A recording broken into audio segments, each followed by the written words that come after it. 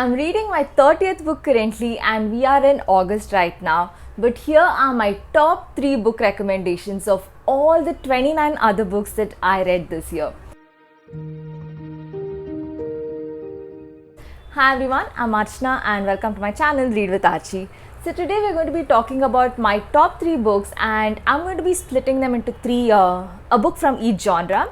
So the first one that I'm going to be picking up is romance, the second one is going to be a mystery, and the third one is going to be a fantasy. And coincidentally, all 3 of these books are 2025 releases. I didn't intend to pick 2025 releases, but it just so happened that I actually wanted to pick these. There are of course a lot of other books that really won my heart, but these are the top 3 that I'm going to be talking about. But of course I'll be talking about the other books as well in my next videos. Okay, so without any further delay, let's start off with the first book recommendation from the romance genre. My first book recommendation from the romance genre is Beg, Borrow or Steal by Sarah Adams. So this is the third book in her series When in Rome, but you needn't have read her first and second books to be able to read this book directly, though I do suggest that reading those books also will really bring a smile to your face. You can directly go and step into this third book. So I'll give you a little bit of synopsis about this book without any spoilers. So this is an enemies to lovers story.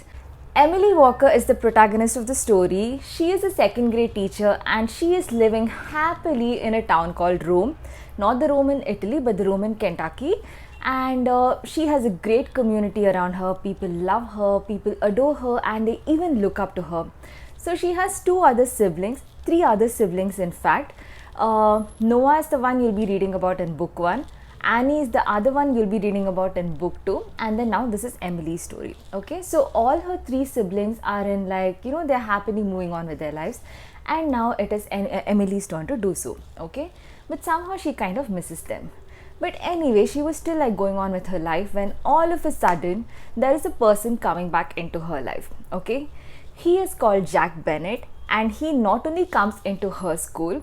So he was previously someone who was a rival for Emily, and that they just couldn't stand each other, and then he just left the town without telling her anything. And now that he's back, he's causing a whirlwind of emotions within her.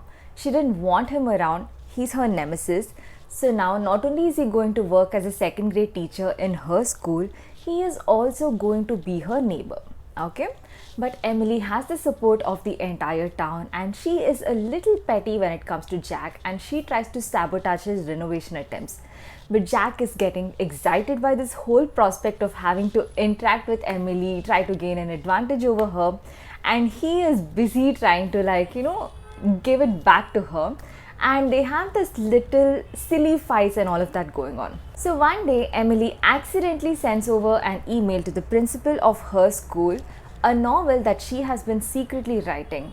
And this novel has a lot of hot and steamy scenes that she definitely does not want her principal to see, because of course she's a second grade teacher and she may be fired for that. So she has to sneak into the principal's house and try to get it before the principal actually gets to take a look into that. And Jack here is the only one who she thinks will be capable of helping her. So she enlists Jack's help, and we have to find out if they both are able to work together and get this done. And you will also see a lot of banter between them. There is so much of fun, so much of chaos in this whole book. I thoroughly enjoy reading it. It is a rom-com and I rated it a 4.5 stars out of 5, and I highly recommend that you read this one. So my second book recommendation is a cozy fantasy, and this is called A Witch's Guide to Magical Innkeeping. The author of this book is Sangu Mandanna. So I had read her book previously, The Very Secret Society of Irregular Witches, and I became a fan of her work, and I was really looking forward to reading another one. So this came just in time. I mean, it was released probably in July, I think. Yeah, so I just happened to read this and I really loved it again. So I'll give you a little bit of synopsis again here. Okay, Sarah Swan is the protagonist of the story, and Sarah Swan was a very powerful witch. I use the word was here because of this. So even as a kid, she was a child prodigy. She was excellent with all her magical abilities, but when she turned 16 or 13, I've forgotten, but she was in her teens that time, her great aunt Jasmine passed away. So she wanted to resurrect her great aunt, and with the help of a talking fox, she actually resurrects her great aunt. But with the resurrection comes another repercussion. So she loses all her magical abilities, and now Sarah Swan is not able to cast any spell at all. Sarah found a companion in magic, but now she has lost her only companion, who was, a time tested friend. And Sarah grows up to be a little bit of, let us say, a little bit aloof, and she now runs the inn. So they are part of an inn that her aunt has been running, and she had cast a spell on that inn that only people who actually need that inn will come into the inn.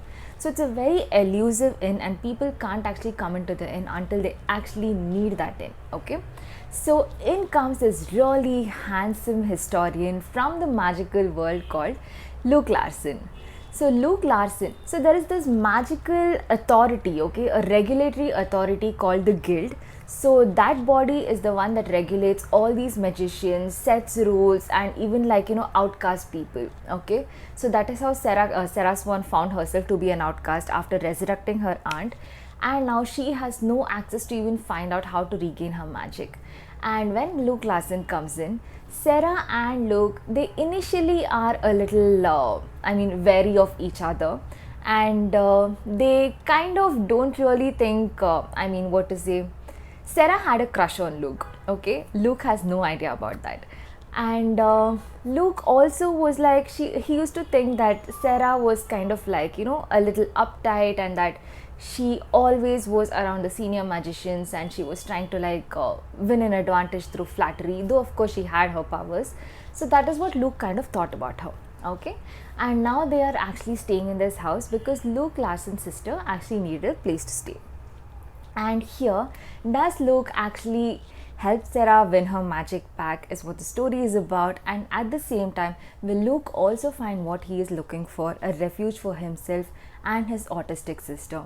So this book was lovely, it was magical, and I enjoyed every bit of this book. I felt like I was living in a fantasy world. I had a talking fox. There are like these strange people at the inn who are, they are just amusing, okay? So that is what this book is all about. And again, this book is something that I rate about 4.5 stars again, and I highly recommend that you read it if you're into fantasy, especially a cozy fantasy. Now let's move on to the final book in my list, and that is Vera Wong's Guide to Snooping on a Dead Man. This is written by Jess Sutanto, and this is book 2 in the Vera Wong series. So if you haven't already read book 1, I suggest that you read book 1 to understand how curious, inquisitive and nosy Vera Wong is, how to understand the background of a whole little world of friends. It is actually really good. But even if you jump directly into book 2, you will still have an idea as to what is going on, and you can still catch up with the story because this book 2 is a new adventure. Okay, I'll give you a little bit of synopsis of this book. So Vera Wong is a 60-plus-year-old woman, and she is a very active woman. She's a Chinese mom, okay, and her son Tilly is now living with her. Tilly has also found a girlfriend now, the inspector from the previous series, and that is Officer Selena Gray. So Vera Wong had actually really troubled Selena Gray in the previous series, and you should actually read about that. It's hilarious. And now she is going to be her daughter-in-law. Okay, and now Vera Wong is a little, bored. Last year she had a murder to solve with a dead body appearing randomly in her cafe, and now she has nothing to do. Okay, she does not want to be ungrateful, but she's just trying to be she just wants a mystery to solve because she thinks that she can really put her brains to use. And then she goes snooping. So one day when she goes to meet her daughter-in-law, to-be daughter-in-law, of course Selena Gray has no idea that she is going to be her to-be daughter-in-law. And that's when she sees a girl who is actually near the police station. Okay, she's been lingering around, she's been trying to go to the police station, constantly changing her mind, backing out of fear.